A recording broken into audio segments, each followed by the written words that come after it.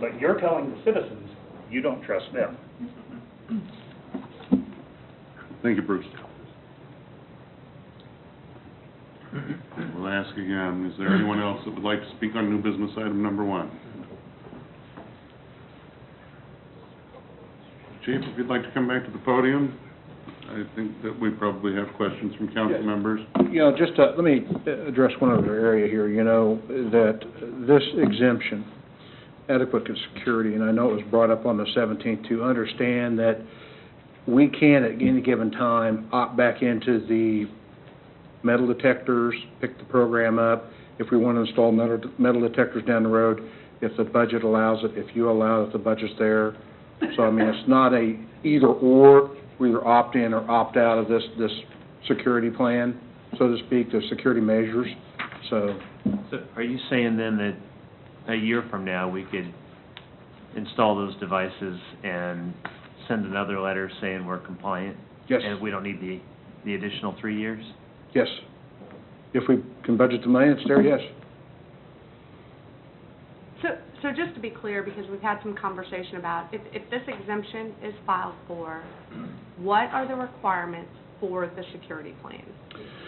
The security plan is basically developed by myself and some other individuals where we go through to a security assessment, and we develop and come up with a plan that we feel that is in the best interest of the employees and citizens here in this community. What's reasonable, ballistic glass, cameras, you know, panic alarms, and intruder shooting or intruder active shooter training. Because this is kind of the hard part of this whole thing is Kansas never really lets us know what's adequate, an adequate security plan and what's not. And when I talked with Chuck Sexton again with the concealed carry with Attorney General, he goes, we're not really saying what a security plan is or is not. It's what you develop. So, I mean, there's no guidelines out there that say what it is and is not. So I'm assuming once we submit this, it will be reviewed by who to say whether that's a valid security plan or not? All we do is submit it and say we have one on file and that what we are doing for the next 4 years, or we are reviewing a way to go ahead and get adequate measures, security measures in. It's just giving you another 4 years, basically is what it does. So you can go through and try to address how you either, A, are going to implement those adequate security measures, okay, or B, just say, at the end of 4 years, we don't have the money, we go back, the exemption signs come down. So I still don't understand. So when if we file for the exemption, Yes. we submit a plan that says in 4 years, or these are the steps we're going to take to be compliant in 4 years. And that could be a security plan, it could be we take the signs down. Is there anything required within those 4 years that has to be done to be able to qualify for the exemption? No. So the security plan with the exemption, the security plan is more for your long-term. It has nothing to do with you have to have a security plan, an alternate security plan in place to qualify for the exemption. Okay. If I understand you correctly, that would be correct. The security plan, all in words, were to me, a security plan, your security plan that you establish, you want it to be reasonable. You want it to, again, do the best that you can with the facility that you have to protect it or to go through and have something reasonable in. But what I hear a security plan is, again, from Chuck Sexton, is the security plan is a way to plan what you want to do so you can go through and either exempt yourself totally or not, and you have 4 years to do that with. So there's no requirement within the 4 years, because that's where I think some of the confusion is that you have to have an alternate security plan in place for the exemption, but that, from your understanding, is not the case. It is, what are you going to do within the 4 years to either get compliant to exempt yourself permanently or not? That's the way I understand it, yes. I understand it, yes. Excuse me, I'm thinking of order, but the statute specifically says when you submit the letter, you must state you have a security plan. Sir? Mr. Stevie? The statute says that. Comments from the audience aren't part of the discussion here. I apologize, but that's not the way we've ever done business here. Well, that's probably, it's my choice of wording here on option C. When I'm saying safety plan, I mean security plan. That's what I'm saying. Steve, you have a question? Yeah, I've got three, actually. Thanks for the presentation tonight, Chief. I understand this is a sticky issue, and I appreciate your giving us multiple options to consider. Can I go back to slide number 2 for option B? The previous one, right there.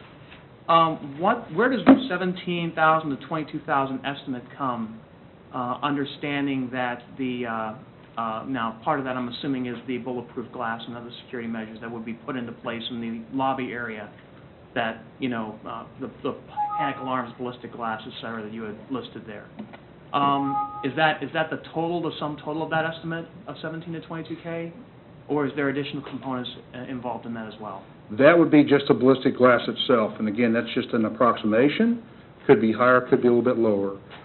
That comes from looking at some other issues as far as security assessment, things like this. You could be looking at camera systems, panic alarms. Those really, when you're looking at the figures, in my opinion, of $17,000 and $22,000 are pretty minimal. Okay. Camera systems you can buy relatively inexpensively today. Absolutely. And now going to option C. Implementation of ballistic glass panic alarms and the camera systems would be involved in that as well. So I would be correct in saying that same amount of cost, at least that baseline cost, is going to be carried into option C as well. That is correct, sir. Okay, now, the other question I have was municipal liability. We haven't heard from Midwest Municipal Risk at this point as to whether or not compliance with HB 2052 in total, in other words, having the signs taken down, is going to necessarily increase our liability insurance policy rates. Am I correct on that? That is correct. And to kind of follow up with that, everything I have been able to find out is most insurance policy type holders and insurers of city municipalities are a little reluctant to really provide any information on what they will or will not do yet. Okay. Is that because the situation is still fluid and we don't know how many municipalities are actually going to be complying with HB 2052 versus those that are asking for an exemption? Is that kind of what the situation is here, that they're still trying to determine the lay of the land on this? Well, all I can really do is make an educated guess about this because I'm making a guess just on what they might or might not consider. I think they're just trying to see where everything's coming down as far as how many people are going to exempt, how many are not, how much exposure they feel they want, if any at all. All right. And I just don't think they've really sat down and determined that course yet. Steve? Yes. Councilmember Freeman was wanting to get a Oh, question certainly. in, and honestly, we are starting to run a little short on time, but Heath, get your question in, and then I'll ask about procedure. Two things. Most importantly, I was actually just in regards to the item itself. Tonight, are we voting to prepare the letter or to submit the letter? Because actually, they're two separate items in my opinion. So I wanted to get clarification on actually what we're asking to have done tonight. We're asking for approval to submit the letter. Okay. And my concern there is I certainly think that council should see and review the letter before it being submitted. So I think it's actually two different pieces. And that's how I read it to actually this evening, was it wasn't to have the letter submitted, because I'm interested, and that might be something that needs to be done in an executive session, but a review of the security plan and what that's done in place, the exact reasonings for that'll be submitted in part of the letter to meet the requirements of the bill itself. The next piece, I've been very anxious to hear Mr. Dink's opinion from a liability standpoint of how either decision would impact things, how that changes where we're at today, and with the exemptions and things, how strong is the state statute that provides liability exemptions and other things when it comes to the court of law. And so that's the part I've actually been most anxious to hear, is your opinions on that. Okay.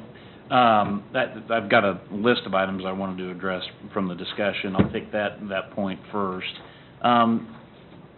The gentleman who spoke earlier was correct in that the liability exemption under the statute is for exercise of one of two options, and that is remove your stickers and allow conceal and carry in your buildings. The second exemption under the statute is for development and implementation of adequate security measures, which was option A on the chief's presentation. There is no exemption from liability, or at least express exemption from liability for developing of the security plan and going that route.